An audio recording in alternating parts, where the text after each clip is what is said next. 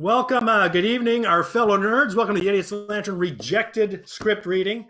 The group you see around on the screens is a very small section of the Idiot's Lantern, most notably absent. You'll notice Bob Mitsch is not here. He's very busy. He's got a lot on his plate. But him being so busy, combined with the fact that we have a limited cast to keep the TV screen small so it's easy to follow, Bob told us to go ahead, give somebody else his spot. So we have a whole bunch of us here, but just a small amount of us here. This particular brand of generosity is lost on me, so I'm here. I'm Kevin. We're going to have everybody introduce themselves and give a memory that they have of Gallifrey One. So why don't we start? Let's start with Dana. Why are you starting with me? Hi. Because you're over there. I'm relatively new to Indian's Lantern just in the last couple of years, and so I don't have too many. I don't have a ton of Gallifrey memories like everybody else. My first Gallifrey was probably my most memorable because I remember trying to come down to the show, and just it was everything went wrong. Everything was just pure chaos, and then we were doing the 10 o'clock show that year, and there was a band and they were going on before us and they were going really late, and it was one of those, like, it started and it felt like the world was ending, but like then the show started and it was like, oh no, this is the best. This is so fun, and the crowd was so fun and awesome and lovely. It made everything better. The crowd's always been on our side even when we mess up. So just the best. Thanks, everybody. Keep that in mind tonight. All right. Next on our screen, I see Mr. Joshua Poole. Joshua's being very safe. Oh, yeah. I'm inside my home. So the Gallifrey memory I was going to say was actually probably the first Gallifrey I ever went to, which was not even the whole convention. It was just for the Idiot's Lantern show. One of the first outside, once we decided to, Bob and you decided to grow from the Masquerade sketches. We had our own room. It was right next door to the karaoke, and we could hear it all throughout the sketches. That was troublesome. Yeah, and I was just in the one sketch as the Delgado Master, or some sort of portmanteau of Delgado, mainly based on behavior. But yeah, it was funny because it's just like, okay, I just have these lines for this one thing. It's like, there's no backstage, okay? I am just going to sit in the audience, and I'm just going to sit there with my glasses. And when it's time for my line, I'll take off my glasses and be the master. It's just like, yeah, the master was in the audience the whole time. It worked. It did work. Let's go ahead with Lauren Bancroft in blue. Welcome, Lauren. Thank you. I think my favorite Gallifrey One memory is kind of a serious one. But it's the panel from a couple years ago that's been referred to as the Me Too panel. It was over a dozen women who have contributed in some way behind the camera, in front of the camera, in audiobooks to Doctor Who. And they were sharing their experiences of sexism and misogyny in the industry. And that was just a really moving panel.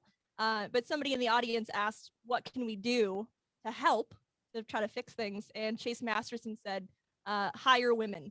Be the one to get to hire women. And a few months later, I quit my job in IT, and I've been working in production, getting to hire women since. So that's my favorite Gallifrey One memory. He is producing like a crazy, very busy producer, as I understand. Not just free stuff for the Idiot's Lantern. I get paid. Like a boss. Like a boss. To her right on our screens is Mr. Travis Richey. Travis, welcome. Why, thank you. So I decided to mute myself, and I'm protecting all of you from the eventual strain of COVID that is can be transmitted over the internet. It's coming. It's coming. Interestingly enough, I was just as we were starting, my iPad put up memories, including this picture of me as the Sonics RS salesman in maybe my first Idiot's Lantern show. It says 2016, so I'm not sure if that was the first or the second one.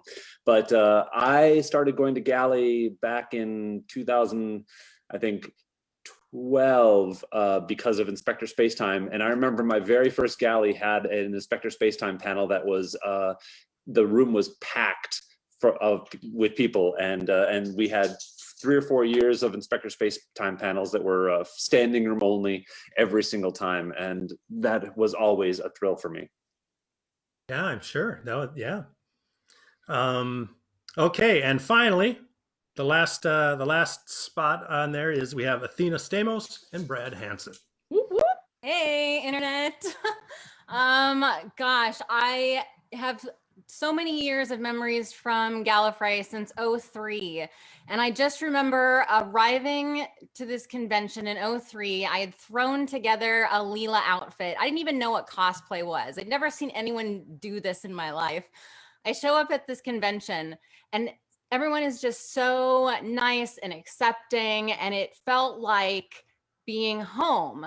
And at the time, my life was chaotic, and it was just so wonderful to come into a community of people and to see more people come in after the new series came, who just really enjoy this show and really appreciate what Doctor Who gives us all and how it brings us all together. And that's just been my joy all of these years at Gallifrey. So thank you all out there. I'm so glad that we have this community together.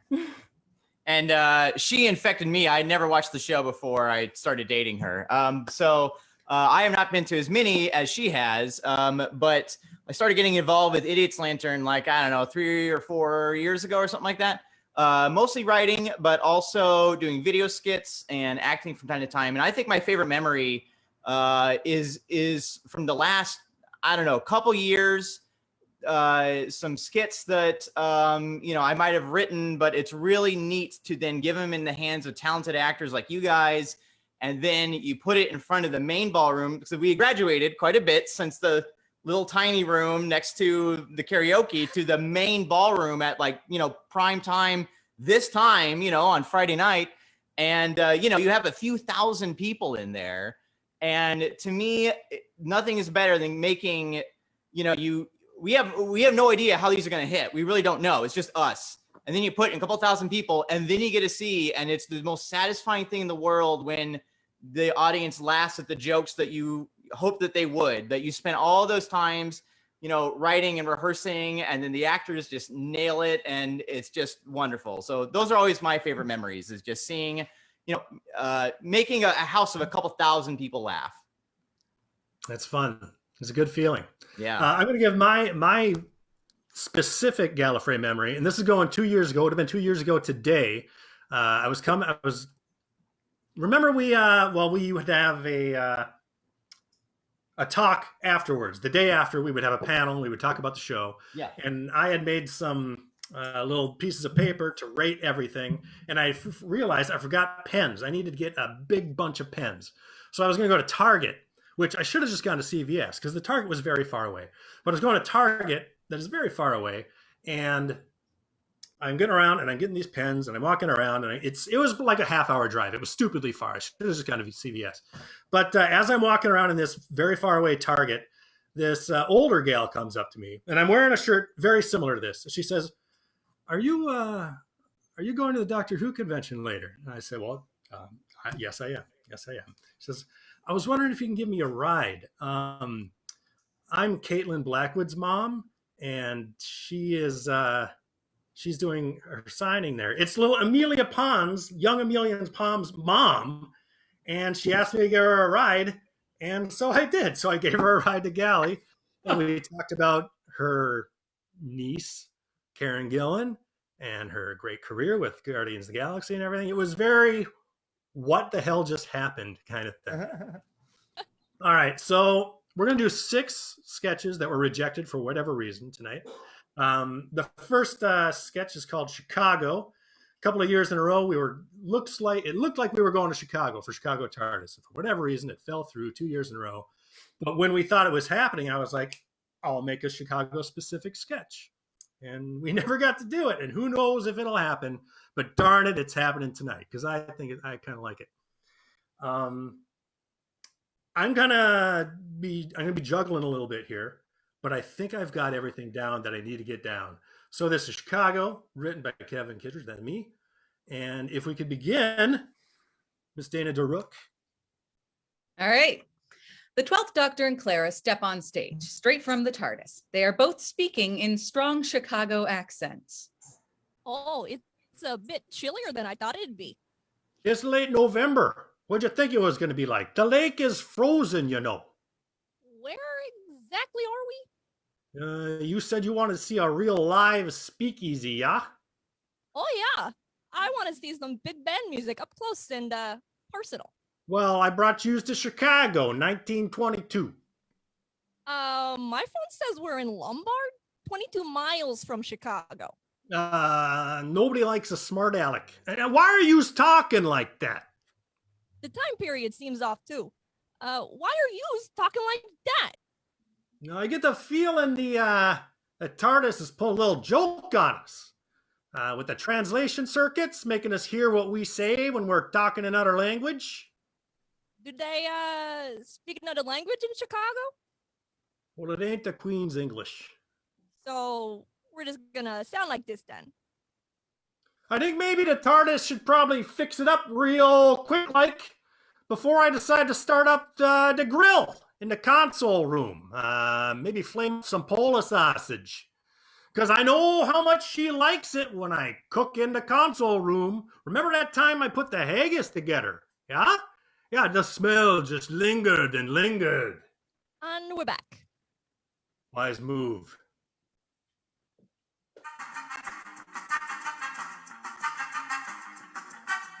Hey!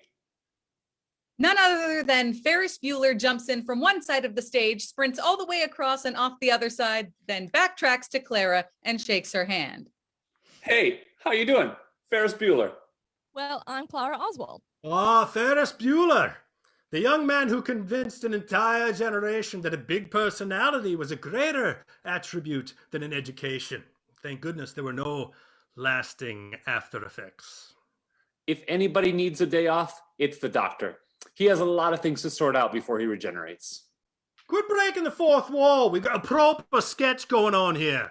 Pardon my French, but the doctor is so uptight that if you stuck a lump of coal up his ass, in 2 weeks, you'd have a diamond. Oh, brutal, ruthless, seemingly accurate.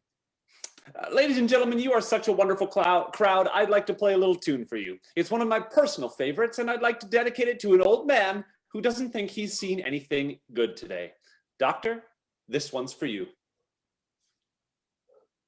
The first few seconds of Twist and Shout begin. Ferris gets ready to perform, and the doctor will not have it. Cut that off. Cut it off. We came here for some iconic Chicago musicians, but you don't fit the bill, Milado.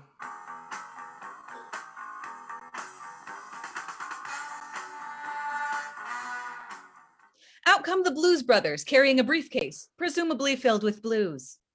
Two iconic Chicago musicians at your service. The Blues Brothers. What do you want? We were getting chased by. Oh, quiet, Jake. Just a second. Find the Blues Brothers. They are the enemies of the Daleks. Exterminate. Exterminate. Exterminate. Illinois Daleks. I hate Illinois Daleks. Are you guys getting the band back together? That's right, miss. We're on a mission from God. Well, I'm on a mission for a night of great music. Well, you've certainly come to the right place. You can follow us to the House of Blues for a rhythm and blues review. And after that, we're going to get some deep dish at Gino's East. While you're here, be sure to check out the beautiful view from the Sears Tower. It's called the Willis Tower now. What? What? That's the most ridiculous thing I've ever heard. Suddenly, Dr. Richard Kimball, in handcuffs, runs to the center of the stage. He exclaims to the people around him. I didn't kill my wife. Everyone looks at him in confusion. I don't care. Kimball shuffles nervously. Did you know that the movie The Fugitive was shot in Chicago? Nah. Nah. Guess I never really thought about it. Well, it was. Can we get back on track here? It's 22 miles to Chicago. And we got a dealer room full of merchandise. Half a bag of jelly babies. And we're wearing sunglasses. I'm not wearing sunglasses. Shut up! Live, Live From from the Chicago idiot TARDIS. It's the Idiot's Lantern. I forgot to mention that Travis plays 2 roles, but you didn't even need me to tell you that. Yeah. He is Acting. Imagination. Brilliant. Oh my god. All right, we will move on to sketch number 2. Oh wait, why was that skit cut?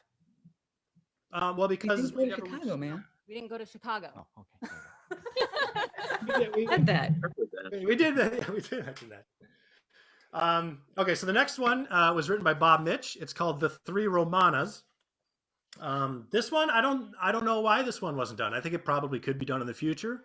Maybe anybody who watches this and goes to a galley in the future, maybe you're getting a sneak peek. I think it could definitely happen. Am I right? Or we'll rewrite it. I think there's some jokes in here that do show up in Time Lords and Ladies and Inside Doctors. So, but maybe this will inspire a rewrite. We'll see.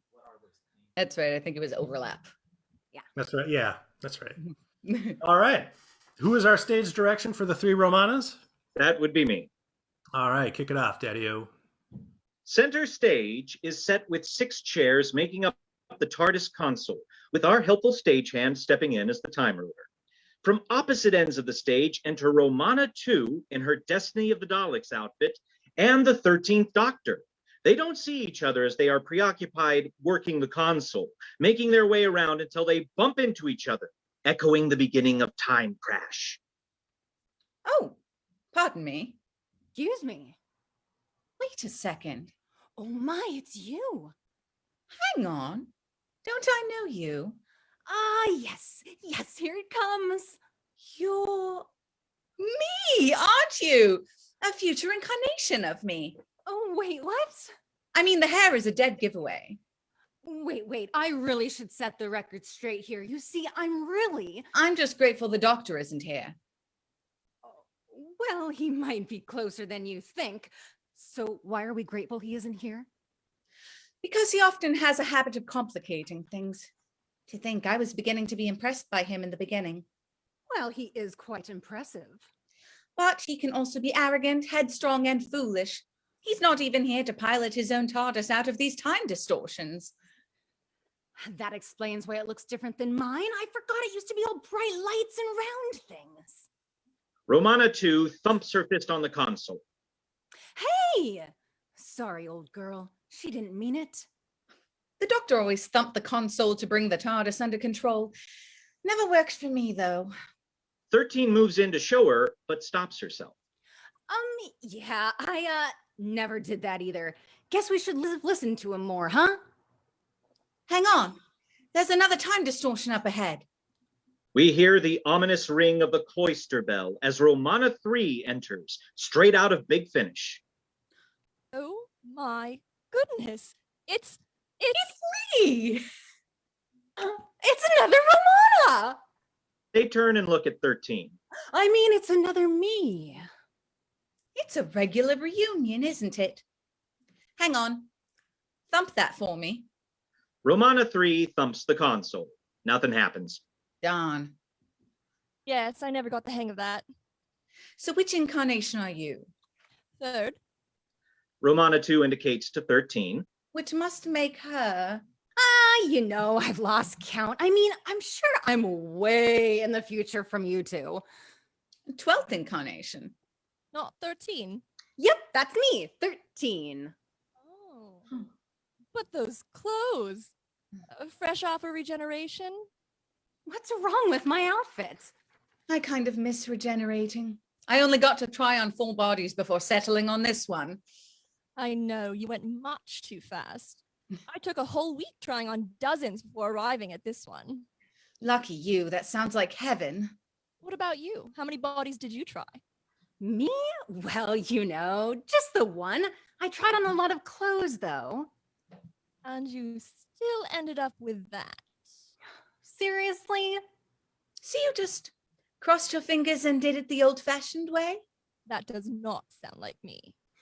I mean, I took my time procrastinating about it, really pre-thinking hard about it. Had a long powwow with my first incarnation over it and then just let her rip. Funny, I don't recall meeting you in my last body. that's the time differential for you, isn't it? That can short out the memory synapses. Say, with all those bodies you tried, did you ever consider being a man? Not my style. Well, I did try a couple. Really? You didn't. Yes, just to try it out. Not for me. It wasn't my Romana, you know. Too bad. I could have finally called you Fred. What? Nothing. So I get back to Gallifrey then. Oh, you make a detour through East Space, but you get there in the end. Do I ever end up on the High Council? Even better, you make president. President? Get out! I assume you'd remember. Yeah, you make a great, I make a great president. We put Rassilon to shame. Then we meet the doctor again. Oh, really? Is he still wearing that awful scarf by then? Hey, I think you'll find as we mature, we come to love that scarf. It's hideous, You're wearing one. but mine matches.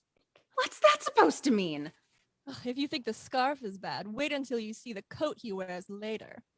Yeah, wait until you see that coat. The cloister bell rings again and the TARDIS screeches. We're being pulled further off course. Let me try my sonic.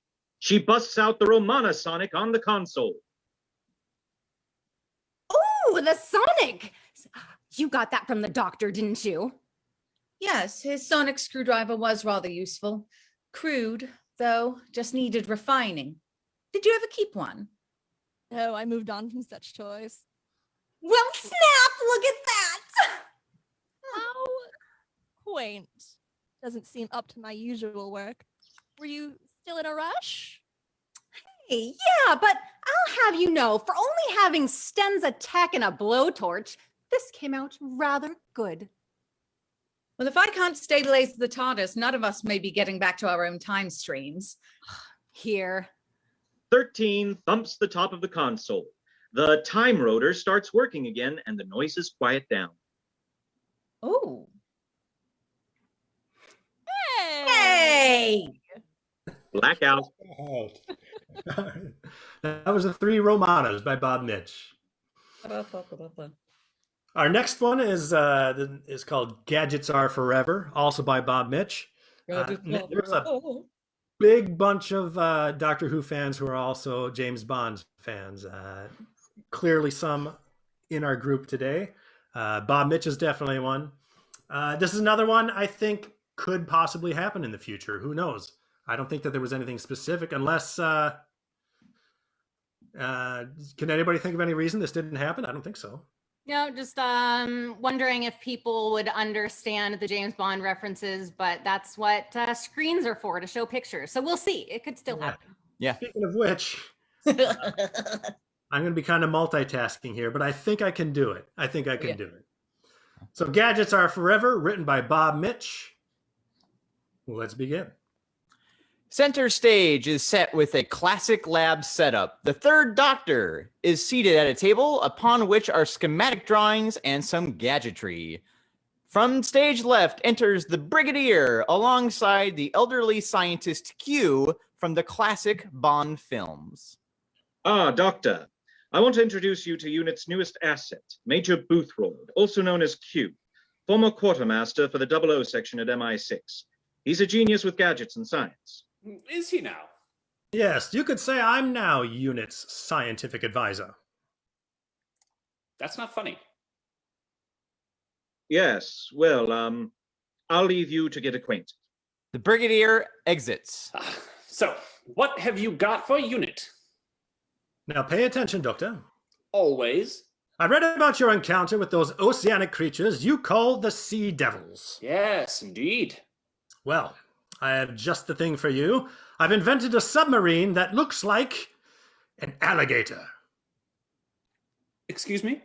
It looks just like it. Put it on the bayou, you can't tell the difference. An alligator? You're joking. I never joke about my work, Doctor. Never. Yes. Well, I have no use for alligators. All right, I've made another sub that looks just like an iceberg. An iceberg. Yes, it looks just like it. A polar bear could live on it and now not know the difference. Might that be a bit conspicuous in England? Of course. Hang on, wait, I have a hovercraft I do love a good hovercraft. that looks just like a gondola. I think we're falling into that conspicuous problem again. I mean, just like a gondola. You could put a honeymooning couple on it. They wouldn't know the difference. Do you have anything smaller? Well, for surveillance, I have invented a robot dog that looks like a robot dog. That pretty much does what it says on the tin. I can work with that. It's pretty cutting-edgy stuff, considering it's the 1980s. It's the 70s, actually. It is, well, even more impressive. Oh, I also have a sonic ring. It's great for shattering all sorts of crystal and glass. Thank you, but my sonic needs are fully met. Are you sure? Trust me. Okay, then. How about a one-man helicopter fully loaded with defenses that can be packed in 4 suitcases? Looks like ordinary suitcases because, well, they are. Why would I need to pack such a machine into 4 suitcases? Portability! It flies, right? What? Did I mention it packs into just 4 suitcases? The Brigadier re-enters and stands behind the doctor. Let's think simple. I'm really after a good disguise. Got anything along the lines of a good cleaning lady or milkman? No, not perfected quite yet. But if you want to change your appearance, I have just the thing here. What's this? A fake nipple. Good Lord. Good Lord. Is this... and its real function is what? A fake nipple. Looks just like a nipple. Could be easily mistaken for the real thing. Does it come in pairs? No, just the one. Why on earth would I ever need one of these? Well, maybe you need to go undercover as a 3-nippled assassin at a swimming pool. It is the 1970s, after all. No, it's the 80s. Get with the times, man. Perhaps you should ask him about a new car, Doctor. Now you're talking my language. I've got a car that can ski. No. Okay. Got a car with an ejector seat. No. Well, I've got a car that turns into a sub. Does it look like a sub? No, it looks like a car with fins. Have you ever made a submarine that looks like a submarine? No. Too impractical. Completely. It won't do. Now, hang on. I'd like to hear more about this car, sir. Fine, it's a custom job then. You want it fast? Naturally. Sleek, maybe in silver or black? No, I want character. In yellow. I take it you'll want it fully loaded with an oil slick and machine guns? Heavens, no. I'd like machine guns. Brigadier. What? Missiles in the roof, at least. Open top. You don't make my job easy, do you? And I want the license plate to read, Who won? Oh, we can do different revolving plates. Go all the way up to Who 7 if you like. No, just who won. Glad that's settled. Now then. Brigadier's walkie-talkie goes off and he replies into it. Yes, Sergeant Benton? I'll be right there. Seems the troops need me. I'll leave you two to get on with it. And Q...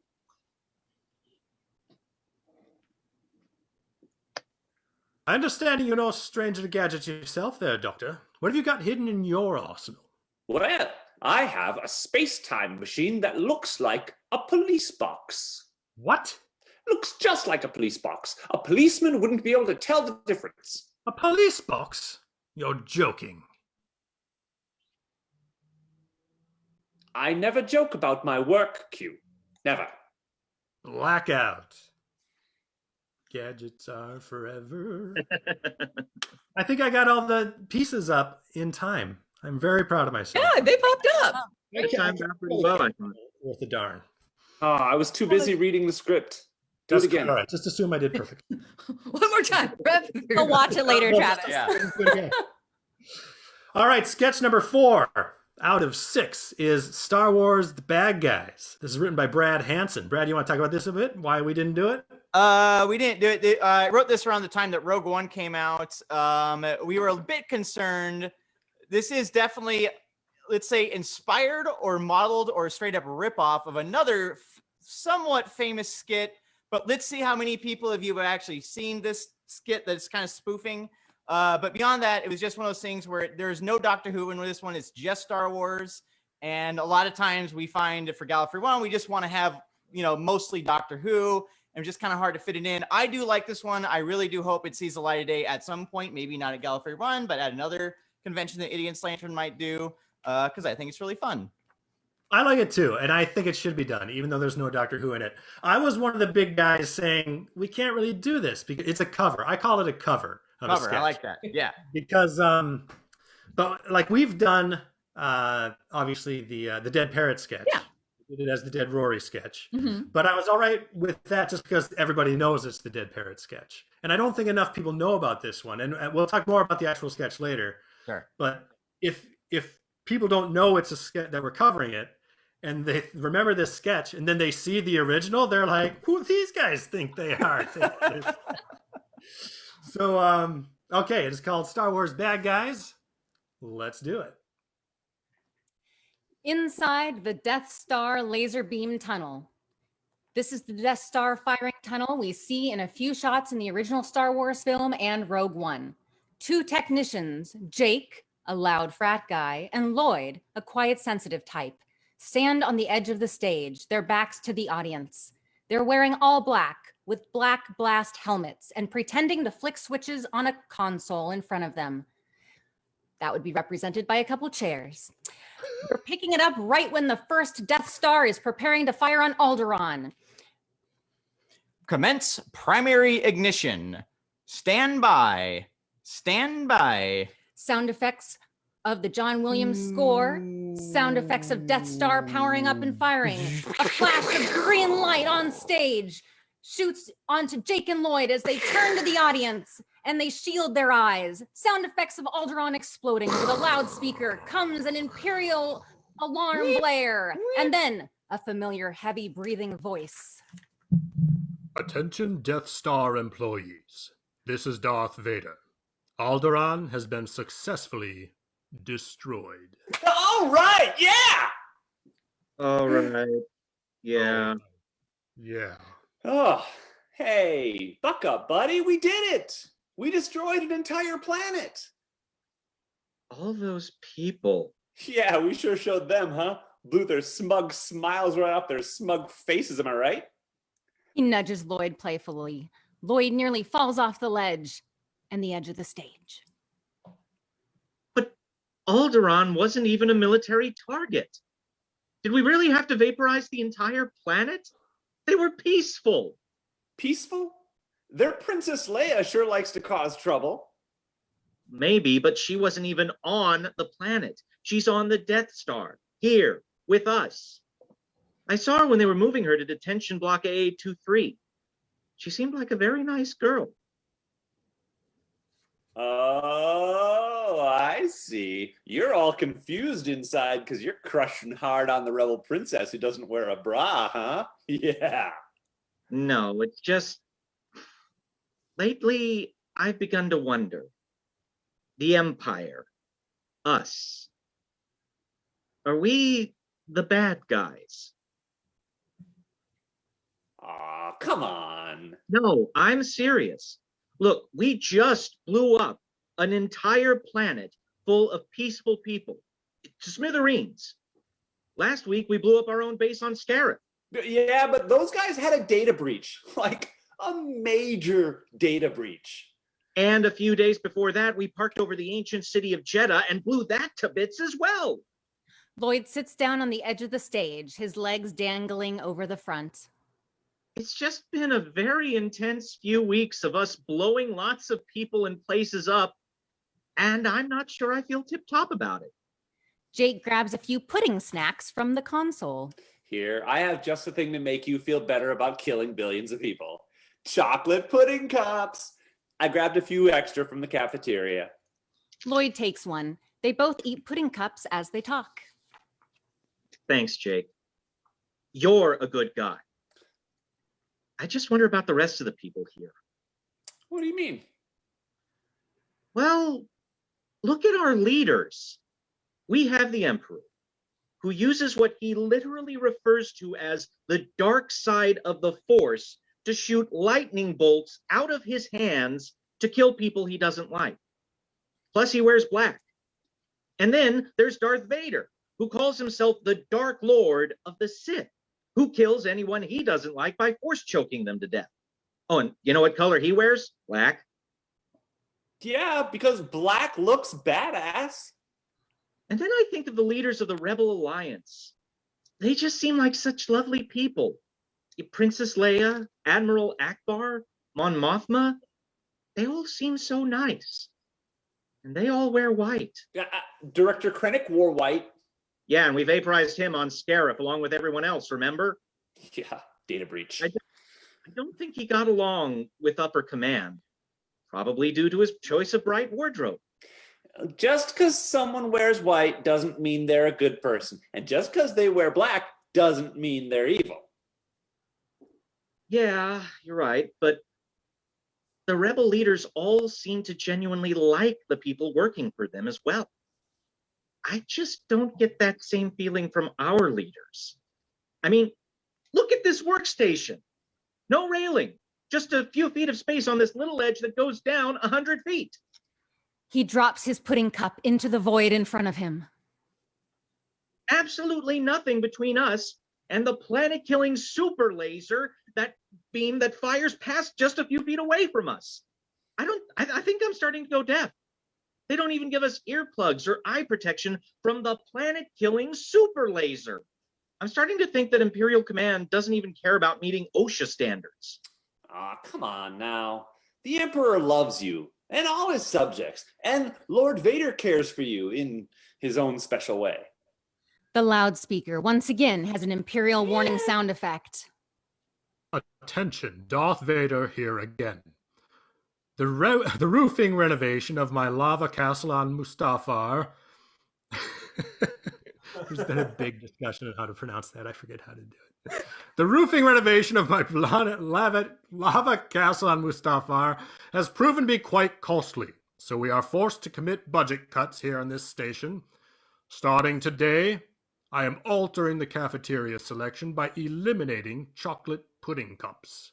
Pray I don't alter it any further. Seriously? No pudding cups? All right, it's the final straw. I quit. Me too. They turn to walk off stage, but of course they can't because it's a narrow ledge, so they end up inching their way sideways away from their workstation. Jake stops. Wait, What? payday is next week. Yeah? So if we quit today, we won't get paid for this week. Oh. Huh. This has been a hard week, man. We blew up a lot of people, and I deserve to get paid for it. Yeah, and I still have those student loans to pay off. Tell you what, let's work until the next pay period, and we get our paychecks, and then we'll quit. Lloyd nods. They start inching back to their workstations. I mean, hey, even without chocolate pudding cups, we can hold out one more week. This battle station is the ultimate power in the universe. It's not like anything's going to happen to us, right? Yeah, it's not like there's a weakness in this battle station or anything. I mean, what's one more week? They settle back into the control panel, flicking switches. So, you seen the new VT-16? Yeah, some of the other guys were telling me about it. The end. And okay, how do you say it? How do you say that word? Mustafar. Mustafar. Mustafar? Mustafar. All right. Not Mustafa. I got it for the next time I will ever need to say it. Sure. The pudding thing, that's from Eddie Izzard, right? No, I mean maybe, but just I think I was eating chocolate pudding while writing it, and that's just it went. That's legit. So for anybody, I don't know how many people recognize that, but that's Robert Webb and David Mitchell have a show called Mitchell and Webb. They also have Peep Show, which is one of my top 10, maybe top 5 shows of all time. It's a grown-up show, but it's really, really good. And yeah, they did that about the Nazis. Are we the baddies? And I love the cover. I think they did great. The 5th out of 6 sketch is called Coma. It's written by me. This one we didn't do, and we'll discuss it more later. But the general theme of this sketch was already pretty much covered time and time again. So we'll talk about it later. Who's is it Lauren? All right. Oh, Lauren, take it away. Okay. Center stage is a man in a hospital bed surrounded by doctors and loved ones. The Twilight Zone theme plays as Rod Serling. Damn it. Rod Serling addresses the audience. That is Serling, not Sterling. Many people get this wrong, and I urge you to be accurate in my last name. Imagine, if you will, 1 minute you're driving to get ice cream, and the next you awaken in a hospital bed years later. Such is the case with one Larry Schultz.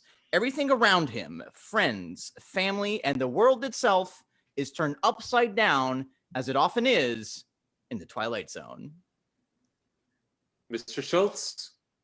Mr. Schultz, can you hear me? Where am I? Larry, oh my God, it's so good to hear your voice again. Karen, have you changed your hair? Yeah, a couple of times, sweetie. What's the last thing you remember? Well, we just finished the latest episode of Doctor Who, Dalek, which was really cool. And then Erin said she wanted to get some Ben and Jerry's. Where is my little angel? She's off at college, my love. College? And then what? Was it a truck? It was.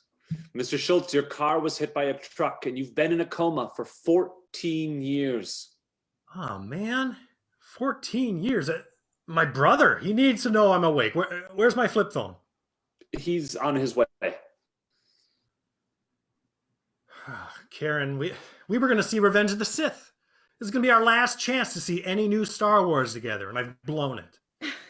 You've got a lot to catch up on. You're going to have to learn to walk again. There's going to be a lot of physical therapy, but I don't want you to overdo it, okay? All right. Well, I guess I have plenty of time to finally finish Resident Evil 4 on my GameCube. We sold the GameCube, honey. You sold it? 14 years. I guess I get it, but the movies! How many movies have I missed? How many Blockbuster DVDs are we allowed to rent at once? We should sign up for that rewards membership that kid keeps trying to push on us. We've got all the movies you need at the touch of a button. Oh, all right. Okay, well, what's going on in the world? Schwarzenegger. Is Arnold Schwarzenegger, he's still our governor? No, he left office in 2011 with record low approval ratings. Well, I see we finally learned the lesson that electing a celebrity to high office is a pretty terrible idea. Let's talk about Doctor Who. You like Doctor Who? Yes. What doctor are we on? Or did Eccleston break Tom Baker's record like I hoped? We're on the 13th. 13th Doctor, man. Guess I got a lot of catching up to do. Yeah, she's pretty cool. I think you'll like her. But Larry, there's something else. Yeah? Well, you know about your father and his cigarettes. They finally caught up with him. 2 years ago, he passed away. Oh, he never gave up hope that you'd wake up, and he was right. You want to give me a minute to process this? Karen, come on. Of course, I'm so sorry.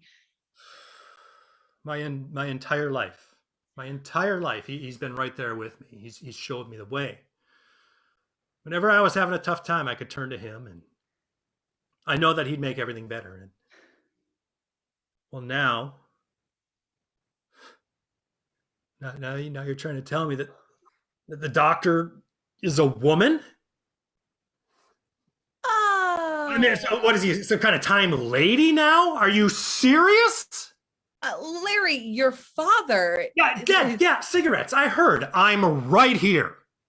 I would have thought that this would be You could have warned me up a bit. I'm in a coma for years.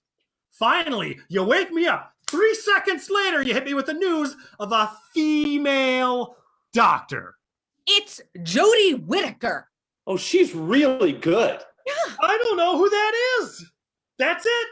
The ratings are going to tumble. The show just came back, and it is doomed. Doomed. What is Russell T Davies thinking? Larry continues to wail in the background as Dr. Murray pulls Karen aside. Their backs to Larry as they face the audience. I've seen this before. It's bad. What can we do? Maybe if we'd caught it earlier, we could help him, but he's too far gone. We're going to have to put him down. Oh, man. Not my doctor. Not my doctor. 14 years, huh? That's a long time. You have no idea. You want to get a drink? Maybe dinner? Yeah, that sounds nice. Great. I just need to take care. I just need to take care of one thing, but then we can go. Oh, yeah, absolutely. Change was in the air, but for Larry Schultz, it was perhaps a moment too soon in the Twilight Zone.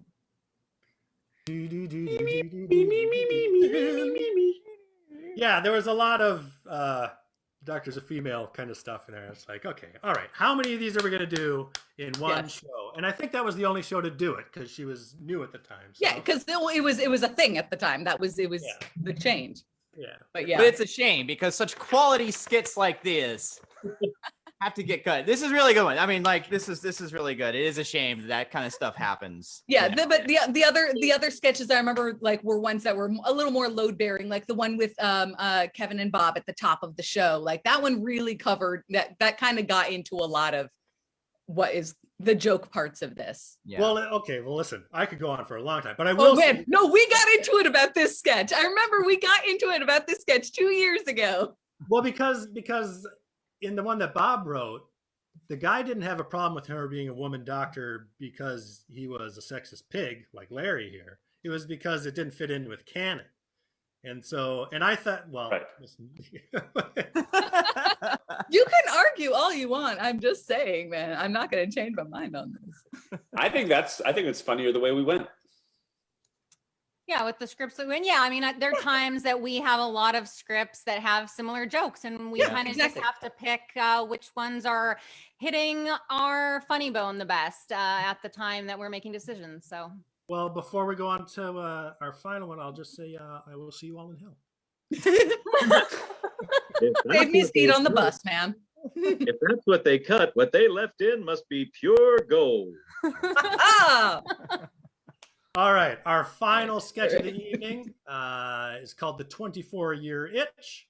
It was written by Mr. Brad Hansen. Brad, you want to talk about why we didn't do this one?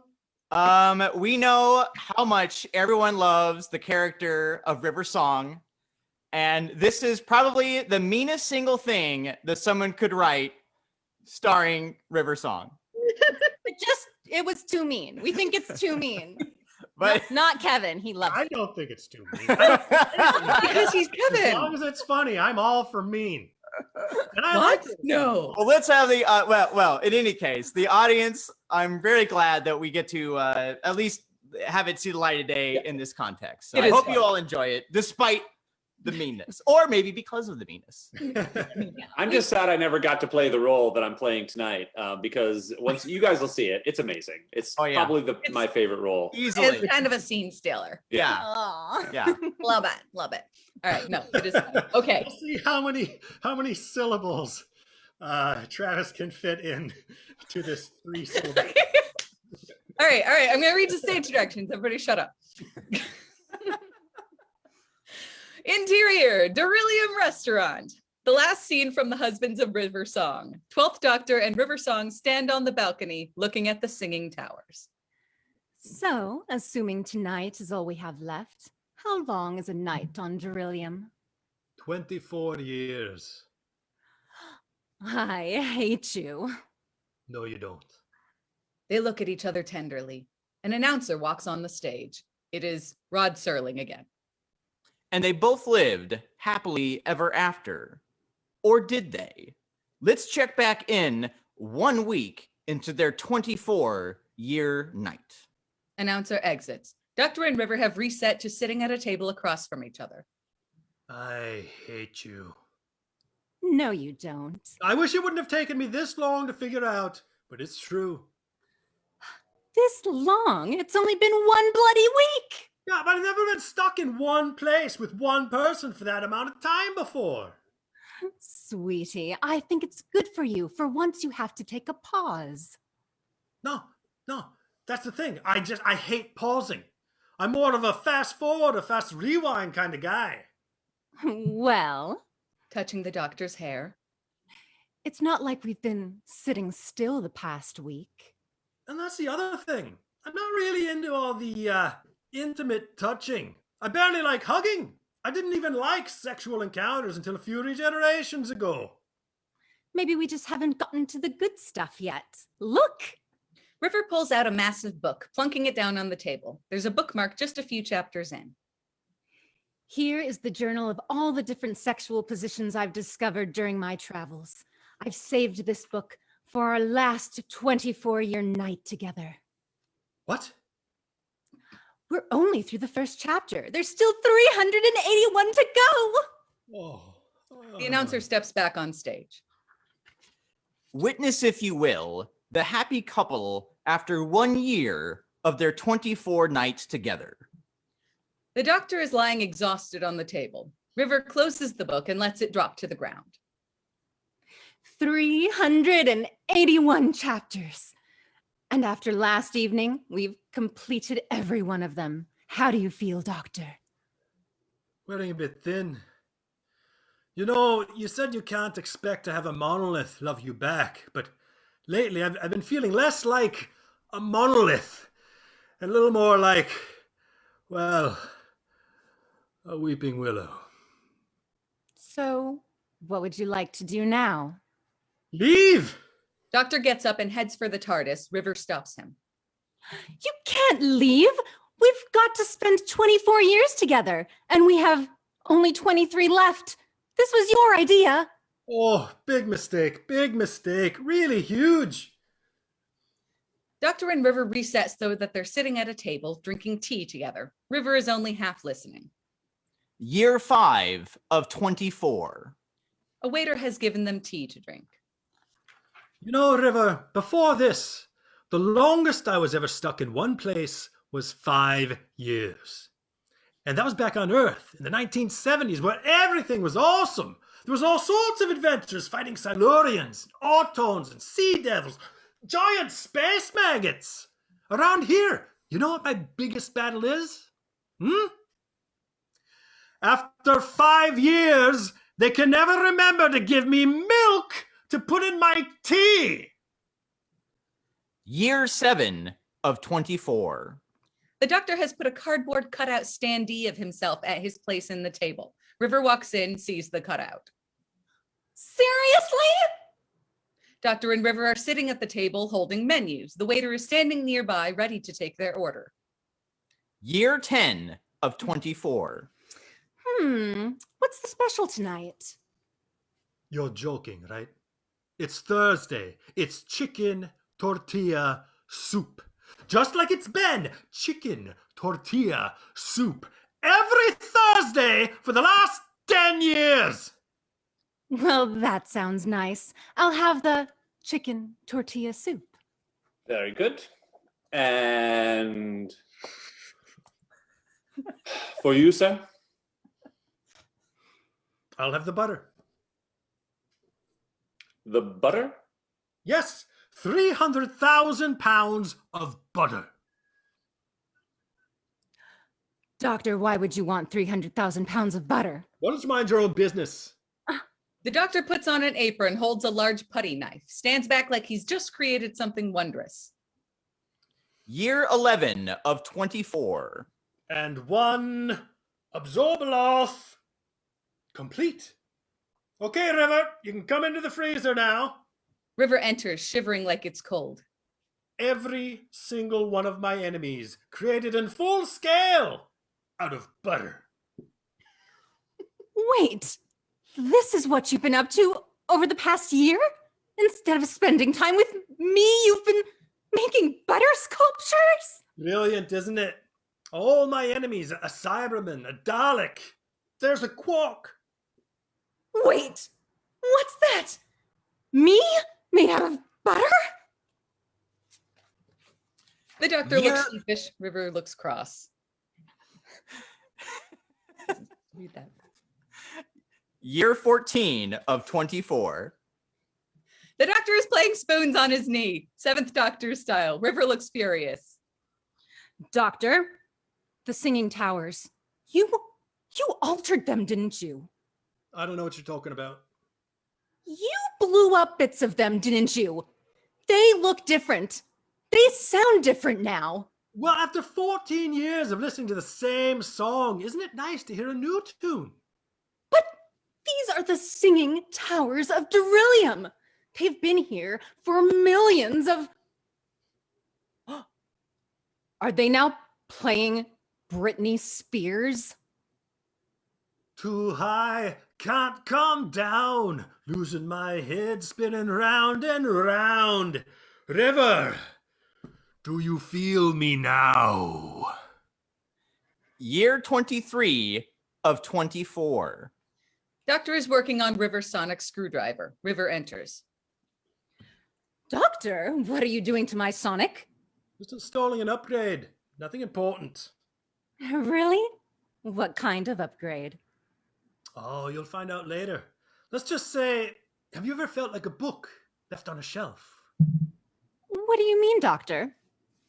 Have you ever felt like you were stuck with people you don't particularly care for in the same place that you don't particularly care for until what feels like the end of time? No, I don't know what that feels like. Ah, well, I'm sorry then. Spoilers. Year 24 of 24. Night has finally turned into morning. The doctor is packing River's suitcase. Doctor, I know these past 24 years have been hard for you, but I can't die without letting you know that you are loved by so many and so much, and none more so than me. Well, you and Nardole. Nardole enters as a whole person carrying his own luggage. Hello. We ready to go, Doctor? You've been having an affair with Nardole, and you've put him back together again. Yes, it was really awkward sleeping with a robot. But you said you didn't want to be physical anymore. Yeah, but after 24 years in the same restaurant, with the same food, looking at the same view, with the same person, really makes you look at a bald half-robot comedian and think, yeah, it might be worth a go. I never. The doctor shoves her luggage into her arms. Yes, off to the library. We're going to a library. He Oh, leads yes, her toward the TARDIS and takes an eager Nardole by the hand. The greatest library in the universe. You're going to love it. Sparks are sure to fly. You'll have a shockingly good time, I swear it. She goes into the TARDIS. Nardole and the doctor snicker together at the door before the two join her inside.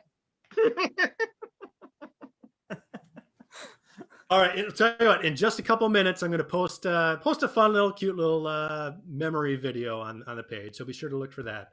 But that was fun. I'm glad we got to do this. And I'm glad, looks like a nice little chunk of you turned in. So I look forward to reading the comments. We all look forward to reading the comments. Yeah. Good job, everybody. totally keep up. But hi, everyone. I definitely see things popping up. So I'm glad you guys are seemingly enjoying this show.